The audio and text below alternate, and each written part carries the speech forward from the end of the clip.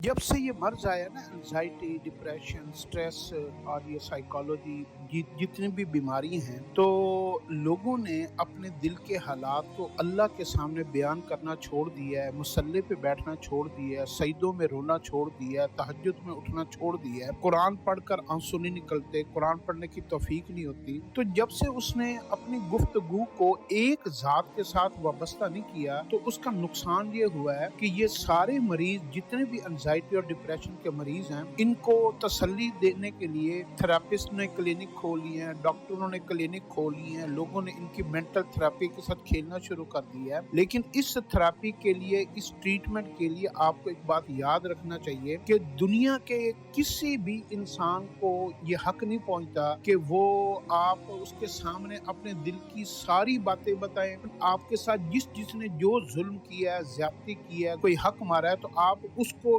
बजाय अल्लाह को बताने के आप किसी एक इंसान के पास जाकर उसको सारी बातें बता रहे हैं। ये भी गीबत की, झूठ की, बुहतान की एक किस्म है। और गीबत से कभी भी कोई भी बीमारी ठीक नहीं हो सकती। और वो जो इंसान है, हम ये समझते हैं कि वो हमारा ट्रीटमेंट कर देगा, वो हमारे दिमाग के साथ प्ले करके वो हमें एज ए प्रोडक्ट यूज कर रहा है। तो जब से ये क्लिनिक खुले हैं ना थेरापिस्ट के, इन क्लिनिकों ने सबसे नुकसान बड़ा जो हमारा किया ना, इन्होंने हमारा ध्यान, हमारी तवज्जो अल्लाह की तरफ से हटा दी है। हम जो रातों में उठकर रोते थे, अपने गमों का जो है ना अल्लाह के सामने जाना करते थे, क्योंकि कहीं ना कहीं इस सारी सिनेरियो में हम भी मुजरिम होते हैं। हम जो अपने आप को मासूम, मजलूम और कहीं अपने आप को जो है ना बिल्कुल ही जो है ना लाचार बनाकर दूसरों को बता रहे होते हैं, अपने खामिद की बातें, अपनी बीवी की बातें, अपने दोस्तों की बातें, अपने माँ बाप, बहन भाइयों की बातें। और वो थेरापिस्ट जो है ना हमें सुन रहा होता है और हम उसको सुना रहे होते हैं। इसमें आधा कसूर हमारा होता है और आधा कसूर दूसरे का होता है।